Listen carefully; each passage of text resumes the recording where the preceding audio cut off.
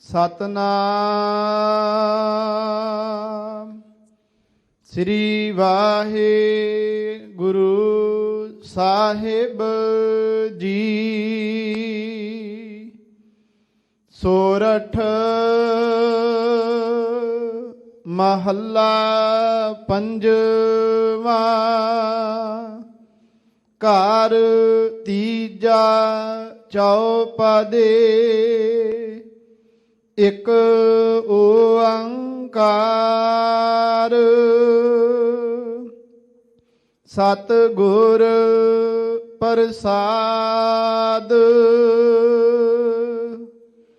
ਮਿਲ ਪੰਚਹੁ ਨਹੀਂ ਸਹਸਾ ਚੁਕਾਇਆ। ਸਿਕਦਾਰੁ ਨਹਿ ਪਤਿਆਇਆ। ਉਮਰਾਵਹੁ ਆਗੈ ਚੇਰਾ। ਮਿਲ ਰਾਜਨ ਰਾਮ ਨਬੇਰਾ। ਮਿਲ ਪੰਚਹੁ ਨਹੀਂ ਸਹਸਾ ਚੁਕਾਇਆ। ਸਿਕਦਾਰਹੁ ਨਹਿ ਪਤਿਆਇਆ। ਉਮਰਾਵਹੁ ਆਗੈ ਚੇਰਾ। ਮਿਲ ਰਾਜਨ ਰਾਮ ਨਬੇਰਾ। ਅਬ ਢੂੰਡਨ ਕਤਹੁ ਨਾ ਜਾਈ। ਗੋਬਿੰਦ ਭੇਟੇ ਗੁਰ ਗੋਸਾਈ। ਰਹਾਉ ਆਇਆ ਪ੍ਰਭ ਦਰਬਾਰਾ। ਤਾਂ ਸਗਲੀ ਮਿਟੀ ਪੁਕਾਰਾ। ਲਬਦ ਆਪਣੀ ਪਾਈ। ਤਾਂ ਕਤ ਆਵੈ ਕਤ ਜਾਈ। ਤਹ ਸਾਚ ਨਿਆਇ ਨ ਬੇਰਾ। ਊਹਾ ਸਮ ਠਾਕੁਰ ਸਮਚੇਰਾ। ਅੰਤਰ ਜਾਮੀ ਜਾਣੈ ਬਿਨ ਬੋਲਤ ਆਪ ਪਛਾਨੈ। ਸਰਬ ਥਾਨ ਕੋ ਰਾਜਾ ਤਹ ਅਨਹਦ ਸ਼ਬਦ ਅਗਾਜਾ। ਤਿਸ ਪਹਿ ਕਿਆ ਚਤੁਰਾਈ। ਮਿਲ ਨਾਨਕ ਆਪ ਗਵਾਈ। ਸਰਬ ਥਾਨ ਕੋ ਰਾਜਾ ਤਹ ਅਨਹਦ ਸ਼ਬਦ ਅਗਾਜਾ। ਤਿਸ ਪਹਿ ਕਿਆ ਚਤੁਰਾਈ। ਮਿਲ ਨਾਨਕ ਆਪ ਗਵਾਈ। ਵਾਹਿਗੁਰੂ ਜੀ ਕਾ ਖਾਲਸਾ ਵਾਹਿਗੁਰੂ ਜੀ ਕੀ ਫਤਿਹ। ਗੁਰੂ ਵਰਸੋਈ ਨਗਰੀ ਸ੍ਰੀ ਅੰਮ੍ਰਿਤਸਰ ਸਾਹਿਬ ਵਿਖੇ ਮੁਕੱਦਸ ਅਸਥਾਨ ਸੱਚਖੰਡ ਸ੍ਰੀ ਹਰਿਮੰਦਰ ਸਾਹਿਬ ਜੀ ਵਿਖੇ ਖੰਡਾਂ ਬ੍ਰਹਿਮੰਡਾਂ ਦੇ ਮਾਲਕ ਵਾਹਿਗੁਰੂ ਅਕਾਲ ਪੁਰਖ ਜੀ ਦੇ ਸ਼ਬਦ ਸਵਰੂਪ ਚਵਰ ਛਤਰ ਤਖਤ ਦੇ ਮਾਲਕ ਜੁਗੋ ਜੁਗ ਅਟਲ ਪ੍ਰਤੱਖ ਤੇ ਸਮਰੱਥ ਸਤਿਗੁਰੂ ਸ੍ਰੀ ਗੁਰੂ ਗ੍ਰੰਥ ਸਾਹਿਬ ਮਹਾਰਾਜ ਜੀ ਨੇ ਅੰਮ੍ਰਿਤ ਵੇਲੇ ਦੇ ਸੁਹਾਵਣੇ ਦੀਵਾਨ ਅੰਦਰ ਸੁਹਾਵਣੇ ਤਖਤ ਤੇ ਪ੍ਰਕਾਸ਼ਮਾਨ ਹੋ ਕੇ ਜੋ ਪਾਵਨ ਫਰਮਾਨ ਰੂਪੀ ਦਾਤ ਆਪਾਂ ਸਾਰਿਆਂ ਦੀ ਝੋਲੀ ਵਿੱਚ ਪਾ ਕੇ ਨਵਾਜਿਆ ਹੈ। ਆਓ ਇਸ ਅੰਮ੍ਰਿਤ ਬਚਨ ਦੀ ਵਿਚਾਰ ਸਾਂਝ ਕਰਨ ਤੋਂ ਪਹਿਲਾਂ ਸਤਿਗੁਰੂ ਸੱਚੇ ਪਾਤਸ਼ਾਹ ਜੀ ਦੀ ਓਟ, ਆਸਰਾ ਤੇ ਅਸੀਸ ਪ੍ਰਾਪਤ ਕਰਦਿਆਂ ਹੋਇਆਂ ਬੜੇ ਹੀ ਪਿਆਰ, ਅਦਬ, ਸਤਿਕਾਰ ਦੇ ਸਹਿਤ ਉਚਾਰਨ ਕਰੀਏ ਜੀ। ਸਤਨਾਮ ਵਾਹਿਗੁਰੂ ਸਾਹਿਬ ਜੀ। ਸਤਨਾਮ ਸ੍ਰੀ ਵਾਹਿਗੁਰੂ ਸਾਹਿਬ ਜੀ। ਸੋਰਠ ਮਹੱਲਾ ਪੰਜਵਾਂ। ਘਰ ਤੀਜਾ ਚੌਪਦੇ। ਇਹ ਪਾਵਨ ਮੁੱਖ ਵਾਕ ਸ਼ਹੀਦਾਂ ਦੇ ਸਿਰਤਾਜ, ਬਾਣੀ ਕੇ ਬੋਹਿਤ, ਸ਼ਾਂਤੀ ਦੇ ਪੁੰਜ, ਪੰਜਵੇਂ ਪਾਤਸ਼ਾਹ ਸਾਹਿਬ ਸ੍ਰੀ ਗੁਰੂ ਅਰਜਨ ਸਾਹਿਬ ਮਹਾਰਾਜ ਜੀ ਦੀ ਪਾਵਨ ਰਸਨਾ ਤੋਂ ਰਾਗ ਸੋਰਠ ਦੇ ਅੰਦਰ ਉਚਾਰਨ ਕੀਤਾ ਹੋਇਆ ਹੈ, ਜਿਸ ਨੂੰ ਸੰਗੀਤ ਦੀ ਦੁਨੀਆ ਅੰਦਰ ਘਰ ਤੀਸਰੇ ਵਿੱਚ ਗਾਉਣ ਦੀ ਹਦਾਇਤ ਹੈ ਅਤੇ ਇਸ ਪਾਵਨ ਗੁਰਵਾਕ ਦੇ 4 ਪਦੇ ਹਨ। ਇਹ ਪਾਵਨ ਮੁੱਖ ਵਾਕ ਸਾਹਿਬ ਸ੍ਰੀ ਗੁਰੂ ਗ੍ਰੰਥ ਸਾਹਿਬ ਮਹਾਰਾਜ ਜੀ ਦੇ ਮੁਬਾਰਕ ਅੰਗ 621 ਦੇ ਉੱਪਰ ਸ਼ੋਭਨੀਕ ਹੈ। ਇੱਕ ਓੰਕਾਰ ਸਤਿਗੁਰ ਪ੍ਰਸਾਦ। ਮਨੁੱਖ ਨੂੰ ਜਦੋਂ ਇਸ ਗੱਲ ਦਾ ਅਹਿਸਾਸ ਹੋਇਆ ਕਿ ਮੇਰੇ ਕੁਝ ਫਰਜ਼ ਨੇ, ਉਹਨਾਂ ਫਰਜ਼ਾਂ ਦੀ ਪੂਰਤੀ ਕਰਨਾ ਵੀ ਮੇਰਾ ਇਸ ਜੀਵਨ ਦਾ ਮੁੱਖ ਮਕਸਦ ਹੈ, ਧਰਮ ਨੂੰ ਕਮਾਉਣਾ ਵੀ ਮੇਰੇ ਜੀਵਨ ਦਾ ਇੱਕ ਮੁੱਖ ਮਕਸਦ ਹੈ, ਤੇ ਇਸ ਤਰ੍ਹਾਂ ਮਨੁੱਖ ਨੇ ਧਰਮ ਦੀ ਦੁਨੀਆ ਦੇ ਅੰਦਰ ਵਿਕਾਸ ਕਰਦਿਆਂ ਹੋਇਆਂ ਆਪ ਆਪਣੀ ਬੁੱਧ ਹੈ ਜੀਤੀ, ਵਰਣਤ ਭਿੰਨ ਭਿੰਨ ਤੋਹਿ ਤੇਤੀ। ਜਿਵੇਂ ਜਿਵੇਂ ਸਮਝ ਪਈ ਉਸ ਦੇ ਮੁਤਾਬਕ ਉਹਨਾਂ ਨੇ ਜੋ ਵਾਹਿਗੁਰੂ ਅਕਾਲ ਪੁਰਖ ਜੀ ਦੇ ਵੱਲੋਂ ਮਿਲੀਆਂ ਹੋਈਆਂ ਦਾਤਾਂ ਸਨ, ਉਹਨਾਂ ਦਾਤਾਂ ਨੂੰ ਦਾਤਾ ਸਮਝ ਕੇ ਪੂਜਣਾ ਸ਼ੁਰੂ ਕਰ ਦਿੱਤਾ। ਕੋਈ ਚੰਦਰਮਾ ਦਾ ਪੁਜਾਰੀ ਬਣ ਗਿਆ, ਕੋਈ ਸੂਰਜ ਦਾ ਪੁਜਾਰੀ ਬਣ ਗਿਆ, ਕੋਈ ਹਵਾ ਦਾ, ਕੋਈ ਅੱਗ ਦਾ, ਕੋਈ ਧਰਤੀ ਦਾ, ਤੇ ਕੋਈ ਬਨਸਪਤੀ ਦਾ ਪੁਜਾਰੀ ਬਣ ਗਿਆ। ਕਿਸੇ ਨੇ ਪੰਛੀ ਨੂੰ ਭਗਵਾਨ ਮੰਨ ਲਿਆ, ਕਿਸੇ ਨੇ ਪਸ਼ੂ ਨੂੰ ਭਗਵਾਨ ਮੰਨ ਲਿਆ। ਇਸ ਤਰ੍ਹਾਂ ਭੋਲੀ ਭਾਲੀ ਲੋਕਾਈ ਜਿਹੜੀ ਸੀ, ਉਹਨਾਂ ਨੇ ਆਪਣਾ ਆਪਣਾ ਭਗਵਾਨ, ਆਪਣੇ ਆਪਣੇ ਭਗਵਾਨ ਦੇ ਨਾਮ ਤੇ ਆਪਣੇ ਆਪਣੇ ਭਗਵਾਨ ਦੇ ਅਸਥਾਨ ਮਿਥ ਲਏ, ਜਿਸ ਕਾਰਨ ਕਰਕੇ ਹਰ ਇੱਕ ਜਿਤਾਉਣਾ ਚਾਹੁੰਦਾ ਸੀ ਮੇਰਾ ਰੱਬ ਵੱਡਾ ਹੈ, ਜੋ ਮੈਂ ਨਾਮ ਜਪਦਾ ਹਾਂ ਉਹੀ ਸਹੀ ਹੈ, ਤੇਰਾ ਨਾਮ ਛੋਟਾ ਹੈ, ਤੂੰ ਗਲਤ ਜਪਦਾ ਹੈ। ਔਰ ਮਨੁੱਖ ਜਿਹੜਾ ਸੀ ਜਦੋਂ ਇਸ ਤਰ੍ਹਾਂ ਭਟਕਿਆ ਹੋਇਆ ਹੈ ਤੇ ਉਸ ਨੂੰ ਸੱਚ ਦੇ ਪੰਧ ਦੇ ਉੱਪਰ ਚਲਾਉਣ ਵਾਸਤੇ ਵਿੱਚ ਸਤਿਗੁਰ ਆਪ ਰੱਖੇ ਹੁਣ ਘਰ ਪ੍ਰਗਟ ਆਖ ਸੁਣਾਇਆ। ਧੰਨ ਸ੍ਰੀ ਗੁਰੂ ਨਾਨਕ ਦੇ ਮਹਾਰਾਜ ਸੁਣੀ ਪੁਕਾਰ ਦਤਾਰ ਪ੍ਰਭ ਗੁਰੂ ਨਾਨਕ ਜਗ ਮਾਹਿ ਪਠਾਇਆ। ਜਿਵੇਂ ਆਪਾਂ ਭਾਈ ਸਾਹਿਬ ਭਾਈ ਗੁਰਦਾਸ ਜੀ ਦੀਆਂ ਵਾਰਾਂ ਤੋਂ ਉਚਾਰਨ ਕੀਤੀਆਂ ਹੋਈਆਂ ਰਸਨਾਂ ਤੋਂ ਵਾਰਾਂ ਨੂੰ ਪੜ੍ਹਦੇ ਹਾਂ, ਔਰ ਭਗਤੀ ਲਹਿਰ ਦੇ ਵੇਲੇ ਵੀ ਇਹ ਗੱਲ ਪ੍ਰਚਾਰੀ ਗਈ ਕਿ ਪਰਮਾਤਮਾ ਇੱਕ ਹੈ। ਔਰ ਛੋਟੇ ਮੰਗਲ ਸਰੂਪ ਦੇ ਰਾਹੀਂ ਸਤਿਗੁਰਾਂ ਨੇ ਕਿਰਪਾ ਕੀਤੀ ਹੈ ਕਿ ਭਾਈ ਅਸਲ ਦੇ ਵਿੱਚ ਵਾਹਿਗੁਰੂ ਅਕਾਲ ਪੁਰਖ ਇੱਕ ਹੈ, ਕਿਉਂਕਿ ਇਹ ਨਹੀਂ ਹੈ ਜੇ ਤ੍ਰੈ ਦੇਵਾਂ ਦੀ ਵੀ ਅਸੀਂ ਗੱਲ ਕਰਦੇ ਹਾਂ ਤੇ ਉਹ ਵੀ ਉਸ ਵਾਹਿਗੁਰੂ ਦੇ ਹੁਕਮ ਦੇ ਵਿੱਚ ਨੇ।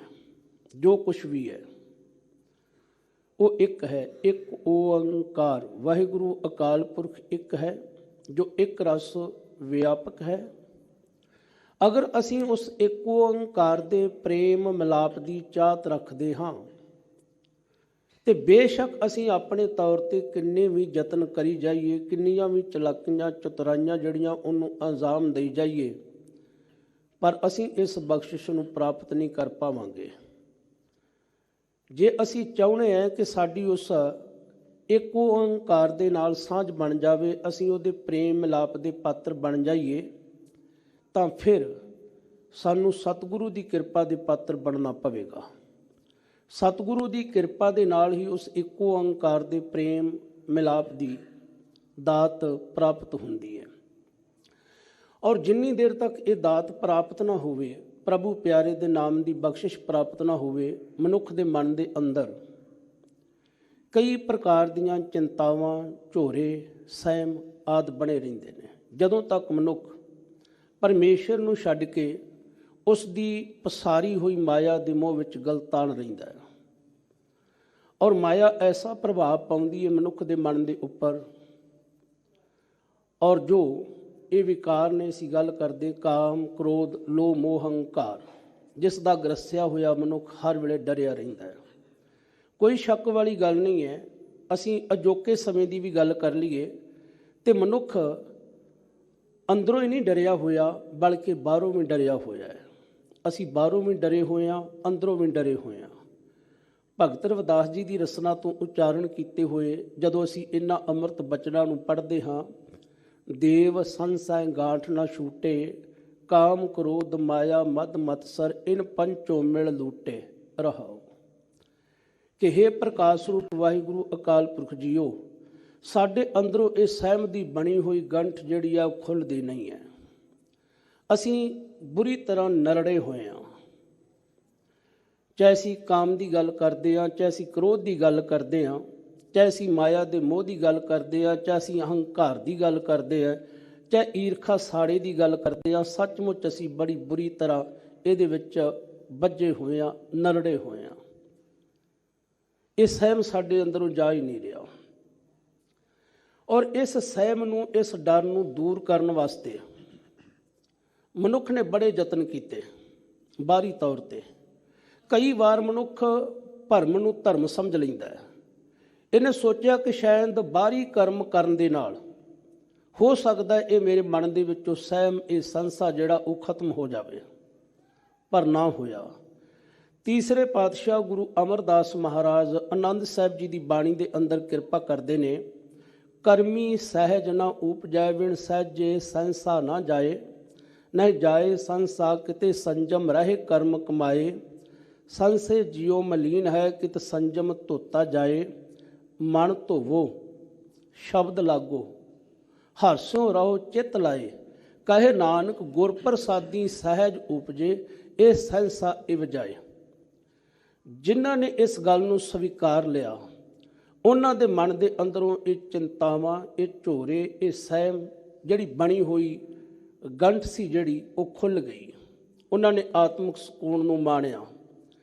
ਪਰ ਜਿਨ੍ਹਾਂ ਨੇ ਇਸ ਗੱਲ ਨੂੰ ਵਿਸਾਰ ਛੱਡਿਆ, ਉਹਨਾਂ ਨੇ ਧਾਰਮਿਕ ਗ੍ਰੰਥ ਪੋਥੀਆਂ ਨੂੰ ਬੜਾ ਪੜ੍ਹਿਆ, ਬੜਾ ਵਿਚਾਰਿਆ, ਬੜਾ ਸੁਣਿਆ, ਪਰ ਅੰਦਰਲਾ ਖੇੜਾ ਫਿਰ ਵੀ ਨਾ ਬਣਿਆ। ਵਾਹਿਗੁਰੂ ਅਕਾਲ ਪੁਰਖ ਜੀ ਦੇ ਪ੍ਰੇਮ ਦੇ ਦਾਰ ਤੋਂ ਵੇ ਹੁਣੇ ਰਹਿ ਗਏ। ਪੜ੍ਹੀਐ ਗੁਣੀਐ ਨਾਮ ਸਭ ਸੁਣੀਐ, ਅਣਭਉ ਭਾਉ ਨਾ ਦਰਸੇ, ਲੋਹਾ ਕੰਚਨ ਹਿਰਨ ਹੋਏ ਕੈਸੇ, ਜੋ ਪਾਰਸੇ ਨਾ ਪਰਸੇ, ਦੇਵ ਸੰਸੇ ਗਾਂਠ ਨਾ ਛੂਟੇ, ਕਾਮ ਕ੍ਰੋਧ ਮਾਇਆ ਮਦ ਮਤਸਰ, ਇਨ ਪੰਚੋ ਮਿਲ ਲੂਟੇ ਰਹਾਓ। ਹਮ ਬਡ ਕਬ ਕੁਲੀਨ, ਹਮ ਪੰਡਤ, ਹਮ ਜੋਗੀ ਸੰਨਿਆਸੀ, ਗਿਆਨੀ ਗੁਣੀ ਸੂਰ ਹਮ ਦਾਤੇ, ਇਹ ਬੁੱਧ ਕਬਹਿ ਨਾ ਨਾਸੀ। ਕਹੋ ਰਵਿਦਾਸ ਸਭੈ ਨਹੀਂ ਸਮਝਸ, ਭੂਲ ਪਰੇ ਜੈਸੇ ਬੌਰੇ, ਮੋਹੇ ਆਧਾਰ ਨਾਮ ਨਾਰਾਇਣ, ਜੀਵਨ ਪ੍ਰਾਣ ਧਨ ਮੋਰੇ। ਇਹ ਜਿਹੜੇ ਬਣਿਆ ਹੋਇਆ ਸਹਿਮ ਹੈ, ਇਹ ਜਿਹੜਾ ਬਣਿਆ ਹੋਇਆ ਸੰਸਾ ਹੈ, ਇਹ ਕਿਹੜੀ ਵਿਧ ਦੇ ਨਾਲ ਸਾਡੇ ਅੰਦਰੋਂ ਖਤਮ ਹੋ ਸਕਦਾ ਹੈ? ਚਾਹੇ ਉਹ ਦੁਨਿਆਵੀ ਡਰ ਹੋਵੇ ਤੇ ਚਾਹੇ ਸਾਡਾ ਮਾਨਸਿਕ ਡਰ ਹੋਵੇ। ਸਤਿਗੁਰੂ ਸੱਚੇ ਪਾਤਸ਼ਾਹ ਜੀ ਅੱਜ ਦੇ ਮੁੱਖ ਵਾਕ ਦੇ ਰਾਹੀਂ ਸਾਨੂੰ ਸਮਝਾ ਰਹੇ ਨੇ। ਆਓ ਸਭ ਤੋਂ ਪਹਿਲਾਂ ਅਸੀਂ ਰਹਾਉ ਵਾਲੇ ਬੰਦ ਦੀ ਵਿਚਾਰ ਕਰਦੇ ਹਾਂ। ਮਿਲ ਪੰਚਹੁ ਨਹੀਂ ਸਹਸਾ ਚੁਕਾਇਆ, ਸਿਕਦਾਰੋ ਨਹਿ ਪਤਿਆਇਆ। ਸਤਿਗੁਰੂ ਸੱਚੇ ਪਾਤਸ਼ਾਹ ਜੀ ਰਹਾਉ ਵਾਲੇ ਬੰਦੇ ਰਾਹੀਂ ਕਿਰਪਾ ਕਰਦੇ ਨੇ। ਅਬ ਢੂੰਡਣ ਕਤਹੋਂ ਨਾ ਜਾਈ, ਹੁਣ ਮੈਨੂੰ ਕੋਈ ਹੋਰ ਜਗ੍ਹਾ ਲੱਭਣ ਦੀ ਲੋੜ ਨਹੀਂ ਰਹੀ। ਹੁਣ ਮੈਨੂੰ ਕੋਈ ਹੋਰ ਆਸਰਾ ਪਰਨਾ ਲੱਭਣ ਦੀ ਲੋੜ ਨਹੀਂ ਰਹੀ। ਅਬ ਢੂੰਡਣ ਕਤਹੋਂ ਨਾ ਜਾਈ, ਗੋਬਿੰਦ ਭੇਟੇ ਗੁਰ ਗੋਸਾਈ। ਜਦੋਂ ਤੋਂ ਮੈਨੂੰ ਧਰਤੀ ਦੇ ਮਾਲਕ ਗੁਰੂ, ਧਰਤੀ ਦੇ ਸਾਈਂ ਦੇ ਨਾਲ ਮਿਲਾਪ ਹੋ ਗਿਆ, ਸਾਂਝ ਬਣ ਗਈ ਹੈ ਔਰ ਜਾਣ ਪਹਿਚਾਣ ਹੋ ਗਈ ਹੈ। ਕਿਉਂਕਿ ਇਹ ਜਿਹੜਾ ਮੇਰੇ ਮਨ ਦਾ ਸੰਸਾ ਸੀ ਨਾ, ਇਹ ਮੇਰੇ ਮਨ ਦਾ ਜਿਹੜਾ ਡਰ ਸੀ। ਦੇਖੋ ਗੁਰਮੁਖੋ, ਇੱਕ ਡਰ ਨਹੀਂ ਹੈ ਸਾਡੇ ਮਨ ਦੇ ਅੰਦਰ, ਪਤਾ ਹੀ ਨਹੀਂ ਕਿੰਨਿਆਂ ਕੁ ਡਰਾਂ ਨੇ ਘਰ ਕੀਤਾ ਹੋਇਆ। ਜਦੋਂ ਅਸੀਂ ਆਪਣੇ ਇਹ ਮਾਨਸਿਕ ਡਰ ਤੋਂ ਦੂਰ ਹੋਣ ਵਾਸਤੇ ਕੋਸ਼ਿਸ਼ ਕੀਤੀ ਕਿ ਹੋ ਸਕਦਾ ਇਹ ਮੇਰਾ ਸਹਿਮ, ਇਹ ਮੇਰਾ ਡਰ, ਇਹ ਜਿਹੜੇ ਮੇਰੇ ਵੈਰੀ ਨੇ ਜੋ ਨਿੱਤਾ ਪ੍ਰਤੀ ਮੇਰੇ ਅੰਦਰਲੇ ਆਤਮਿਕ ਗੁਣਾਂ ਨੂੰ ਲੁੱਟ ਰਹੇ ਨੇ, ਆਤਮਿਕ ਸੁੱਖ ਨੂੰ ਲੁੱਟ ਰਹੇ ਨੇ, ਇਹਨਾਂ ਕੋਲੋਂ ਖਹਿੜਾ ਛਡਾਇਆ ਜਾਵੇ। ਜਿਵੇਂ ਅਸੀਂ ਪੜ੍ਹਦੇ ਹਾਂ, ਇਸ ਦੇਹੀ ਅੰਦਰ ਪੰਚ ਚੋਰ ਵਸੇ, ਕਾਮ ਕ੍ਰੋਧ ਲੋਭ ਮੋਹ ਹੰਕਾਰਾ। ਅੰਮ੍ਰਿਤ ਲੂਟੈ ਮਨਮੁਖ ਨੀ ਬੂਝੇ, ਕੋਈ ਨਾ ਸੁਣੇ ਪੁਕਾਰਾ। ਤੇ ਪਹਿਲਾਂ ਅਸੀਂ ਕੋਸ਼ਿਸ਼ ਕਰਦੇ ਹਾਂ, ਦੇਖੋ ਮਾੜਾ ਮੋਟ ਕੋਈ ਸਾਡਾ ਝਗੜਾ ਬਖੇੜਾ ਹੋਵੇ ਨਾ, ਤੇ ਅਸੀਂ ਪਿੰਡ ਦੇ ਪੰਚਾਂ ਕੋਲ ਜਾਂਦੇ, ਕਾਉਂਸਲਰਾਂ ਕੋਲ ਜਾਂਦੇ ਹਾਂ। ਇਹ ਚੌਧਰੀ ਨੇ, ਇਹ ਸਾਨੂੰ ਇਨਸਾਫ ਦਿਵਾ ਦੇਣਗੇ। ਅਸੀਂ ਉਹਨਾਂ ਕੋਲ ਜਾ ਕੇ ਵੀ ਕਹਿੰਦੇ ਕਿ ਮੈਂ ਬੜਾ ਸਹਿਮਿਆ ਹੋਇਆ, ਮੈਂ ਬੜਾ ਡਰਿਆ ਹੋਇਆ, ਇਹ ਜਿਹੜੇ ਵਕਾਰ ਰੂਪੀ ਦੁਸ਼ਮਣ ਨੇ ਮੈਨੂੰ ਹਰ ਵੇਲੇ ਡਰਾਣੇ ਨੇ, ਤੁਸੀਂ ਮੇਰਾ ਇਹਨਾਂ ਤੋਂ ਖਹਿੜਾ ਛਡਵਾ ਦਿਓ। ਤੇ ਉਹਨਾਂ ਦਾ ਵੀ ਕੋਈ ਚਾਰਾ ਨਹੀਂ ਚੱਲਦਾ। ਜਿਵੇਂ ਦੁਨਿਆਵੀ ਤੌਰ ਤੇ ਕੋਈ ਝਗੜਾ ਬਖੇੜਾ ਹੋਵੇ, ਅਸੀਂ ਪੰਚਾਂ ਕੋਲ ਜਾਂਦੇ ਹਾਂ, ਉਹ ਕਹਿੰਦੇ ਨਹੀਂ ਜੀ ਸਾਨੂੰ ਦੋਵੇਂ ਤਰ੍ਹਾਂ ਇੱਕੋ ਜਿਹੀਆਂ। ਜੇ ਅਸੀਂ ਉਹਦੀ ਗੱਲ ਸੁਣਦੇ ਤੇ ਉਹ ਸਹੀ ਲੱਗਦਾ, ਤੁਹਾਡੀ ਗੱਲ ਸੁਣਦੇ ਤੇ ਤੁਸੀਂ ਸਹੀ ਲੱਗਦੇ ਹੋ। ਜਿਵੇਂ ਉਹ ਸਾਡਾ ਬਾਹਰੀ ਤੌਰ ਤੇ ਫੈਸਲਾ ਨਹੀਂ ਕਰਵਾ ਪਾਉਂਦੇ, ਇਸੇ ਤਰ੍ਹਾਂ ਜਿਹੜਾ ਸਾਡਾ ਅੰਦਰਲਾ ਜਿਹੜਾ ਬਣਿਆ ਹੋਇਆ ਸਹਿਮ ਹੈ, ਡਰ ਹੈ, ਇਹਦੇ ਕੋਲੋਂ ਸਾਡੀ ਪਿੰਡ ਦੀ ਪੰਚਾਇਤ ਜਿਹੜੀ ਹੈ, ਚੌਧਰੀ ਜਿਹੜੇ ਨੇ, ਉਹ ਛੁਟਕਾਰਾ ਨਹੀਂ ਕਰਵਾ ਸਕਦੇ, ਸਾਨੂੰ ਇਨਸਾਫ ਨਹੀਂ ਦਿਵਾ ਸਕਦੇ। ਸਿਕਦਾਰੋ ਨਹਿ ਪਤਿਆਇਆ। ਫਿਰ ਬੰਦਾ ਕੋਸ਼ਿਸ਼ ਕਰਦਾ ਹੈ ਕਿ ਚਲੋ ਜੇ ਇਹ ਪੰਚਾਂ ਨੇ ਮੇਰਾ ਕੁਝ ਨਹੀਂ ਸਵਾਰਿਆ, ਜੇ ਪੰਚਾਇਤ ਮੇਰਾ ਕੁਝ ਨਹੀਂ ਸਵਾਰ ਸਕੀ, ਇਹ ਚੌਧਰੀ ਕਾਉਂਸਲਰ ਕੁਝ ਨਹੀਂ ਮੇਰਾ ਸਵਾਰ ਸਕੇ, ਤੇ ਜਿਹੜੇ ਮੇਰੇ ਇਲਾਕੇ ਦੇ, ਮੇਰੇ ਪਿੰਡ ਦੇ, ਮੇਰੇ ਕਸਬੇ ਦੇ ਸਿਰ ਕੱਢ ਲੋਕ ਨੇ, ਜਿਨ੍ਹਾਂ ਦਾ ਕੋਈ ਬੋਲ ਬਾਲਾ ਹੈ ਸਰਕਾਰੀ ਦਰਬਾਰੇ, ਮੈਂ ਉਹਨਾਂ ਦੇ ਕੋਲ ਜਾਂਦਾ ਹੈ। ਉਹ ਫਿਰ ਉਹਨਾਂ ਦੇ ਪਾਸ ਜਾਂਦਾ ਹੈ ਔਰ ਜਾ ਕੇ ਸਾਰਾ ਆਪਣੇ ਮਨ ਦਾ ਰੋਣਾ ਰੋਂਦਾ ਹੈ ਕਿ ਦੇਖੋ ਜੀ ਮੈਂ ਪਰੇਸ਼ਾਨ ਹਾਂ, ਫਲਾਣਾ ਵਿਅਕਤੀ ਮੈਨੂੰ ਦੁਖੀ ਕਰ ਰਿਹਾ, ਮੈਂ ਪਿੰਡ ਦੀ ਪੰਚਾਇਤ ਨਾਲ ਵੀ ਗੱਲ ਕੀਤੀ ਹੈ, ਹੁਣ ਮੈਂ ਤੁਹਾਡੇ ਪਾਸ ਆਇਆ। ਤੇ ਉਹਨਾਂ ਦੇ ਵੱਲੋਂ ਵੀ ਕੋਸ਼ਿਸ਼ ਕੀਤੀ ਜਾਂਦੀ ਹੈ ਕੇਵਲ ਗੋਂਗਲੂਆਂ ਤੋਂ ਮਿੱਟੀ ਝਾੜਨ ਦੀ। ਉਹ ਵੀ ਕਹਿ ਦਿੰਦੇ ਨੇ ਠੀਕ ਹੈ ਤੂੰ ਸਾਡੇ ਕੋਲ ਆ ਗਿਆ, ਅਸੀਂ ਤੈਨੂੰ ਜਿਹੜਾ ਹੈ ਉਹ ਇਨਸਾਫ ਦਿਵਾਵਾਂਗੇ, ਪਰ ਉਹ ਵੀ ਇਨਸਾਫ ਨਹੀਂ ਦਿਵਾ ਪਾਉਂਦੇ। ਬੰਦਾ ਕੋਸ਼ਿਸ਼ ਕਰਦਾ ਹੈ, ਜਿਵੇਂ ਕੋਈ ਆਪੇ ਬਣੇ ਹੋਏ ਆਗੂ ਹੁੰਦੇ ਨੇ, ਇੰਜ ਕਹਿ ਲਈਏ ਧਰਮ ਦੇ ਠੇਕੇਦਾਰ, ਕਿ ਤੁਸੀਂ ਸਾਡੇ ਕੋਲ ਆਓ, ਅਸੀਂ ਤੁਹਾਡੇ ਇਹ ਡਰ ਨੂੰ ਦੂਰ ਕਰ ਸਕਦੇ ਹਾਂ, ਅਸੀਂ ਤੁਹਾਨੂੰ ਸ਼ਬਦ ਦੇਵਾਂਗੇ 5 ਸ਼ਬਦਾਂ ਦਾ, 7 ਸ਼ਬਦਾਂ ਦਾ, 1 ਸ਼ਬਦ ਦਾ। ਬੰਦਾ ਫਿਰ ਉਸ ਪਾਸੇ ਨੂੰ ਚੱਲਦਾ ਹੈ। ਉਹਨਾਂ ਦੇ ਕੋਲ ਵੀ ਜਦੋਂ ਜਾਂਦਾ ਹੈ ਤੇ ਉਹ ਵੀ ਸਾਨੂੰ ਇਨਸਾਫ ਨਹੀਂ ਦਿਵਾ ਪਾਉਂਦੇ। ਉਹਨਾਂ ਦੇ ਫੈਸਲੇ ਤੇ ਵੀ ਸਾਡਾ ਮਨ ਪਤੀਜਦਾ ਨਹੀਂ ਹੈ, ਕਿਉਂਕਿ ਫੈਸਲਾ ਇਸ ਤਰ੍ਹਾਂ ਦਾ ਦੇ ਜਾਂਦੇ ਨੇ ਜਿਹਦੇ ਨਾਲ ਇੱਕ ਵਾਰ ਤਾਂ ਸਾਨੂੰ ਲੱਗਦਾ ਹੈ ਕਿ ਸ਼ਾਇਦ ਫੈਸਲਾ ਮੇਰੇ ਹੱਕ ਵਿੱਚ ਹੋਇਆ ਹੈ, ਪਰੰਤੂ ਬਾਅਦ ਵਿੱਚ ਅਸੀਂ ਕਹਿੰਦੇ ਨਹੀਂ, ਉਹ ਬੰਦਾ ਵੀ ਨਾਲ ਰਲਿਆ ਹੋਇਆ ਸੀ, ਮੈਨੂੰ ਨਹੀਂ ਸੀ ਪਤਾ, ਮੈਂ ਉਹਦੀਆਂ ਗੱਲਾਂ ਵਿੱਚ ਆ ਗਿਆ। ਉਮਰਾਵੋ ਆਗੈ ਚੇਰਾ। ਜਦੋਂ ਫਿਰ ਬੰਦੇ ਦੀ ਪੇਸ਼ ਕੋਈ ਨਹੀਂ ਜਾਂਦੀ, ਪੰਚਾਂ ਦੇ ਵਿੱਚ, ਪਿੰਡ ਦੇ ਮੁਖੀ ਸਰਦਾਰ ਲੋਕਾਂ ਦੇ ਵਿੱਚ, ਫਿਰ ਉਹ ਕੋਸ਼ਿਸ਼ ਕਰਦਾ ਹੁਣ ਮੈਨੂੰ ਸਰਕਾਰੀ ਦਰਬਾਰੇ ਜਾਣਾ ਚਾਹੀਦਾ ਹੈ, ਹੁਣ ਮੈਨੂੰ ਹਾਕਮ ਜਮਾਤ ਕੋਲ ਜਾਣਾ ਚਾਹੀਦਾ ਹੈ। ਉਹਨਾਂ ਦੇ ਕੋਲ ਜਾ ਕੇ ਵੀ ਉਹ ਤਰ੍ਹਾਂ ਤਰ੍ਹਾਂ ਦੇ ਰੋਣੇ ਰੋਂਦਾ ਹੈ ਕਿ ਮੇਰੇ ਨਾਲ ਬੇਇਨਸਾਫੀ ਹੋਈ ਹੈ, ਮੇਰੇ ਨਾਲ ਹਰ ਸਮੇਂ ਵਧੀਕੀ ਹੋਈ ਹੈ, ਮੇਰੇ ਮਨ ਦੇ ਵਿੱਚ ਡਰ ਬਣਿਆ ਹੋਇਆ ਹੈ, ਉਹ ਦੁਬਾਰਾ ਮੇਰੇ ਤੇ ਅਟੈਕ ਨਾ ਕਰ ਦੇਣ, ਮੈਂ ਦੁਬਾਰਾ ਉਹਨਾਂ ਦੀ ਚੋਰੀ ਦਾ ਸ਼ਿਕਾਰ ਨਾ ਹੋ ਜਾਵਾਂ। ਸਾਰੀਆਂ ਗੱਲਾਂ ਕਰਦਾ ਹੈ। ਪਹਿਲੀ ਤਾਂ ਗੱਲ ਗੁਰਮੁਖੋ, ਹਾਕਮਾਂ ਨੂੰ ਮਿਲਣਾ ਬੜਾ ਔਖਾ ਹੁੰਦਾ ਹੈ। ਹਾਕਮ ਨੂੰ ਮਿਲਣਾ ਬੜਾ ਔਖਾ ਹੁੰਦਾ ਹੈ। ਅਸਲ ਦੇ ਵਿੱਚ ਸਿਆਣਾ ਹਾਕਮ, ਸਿਆਣਾ ਰਾਜਾ ਉਹੀ ਹੁੰਦਾ ਹੈ ਜਿਹੜਾ ਪ੍ਰਜਾ ਦੇ ਦੁੱਖ ਨੂੰ ਜਾਣੇ। ਜਦੋਂ ਅਸੀਂ ਮਹਾਰਾਜਾ ਰਣਜੀਤ ਸਿੰਘ ਜੀ ਦਾ ਰਾਜ ਪੜ੍ਹਦੇ ਹਾਂ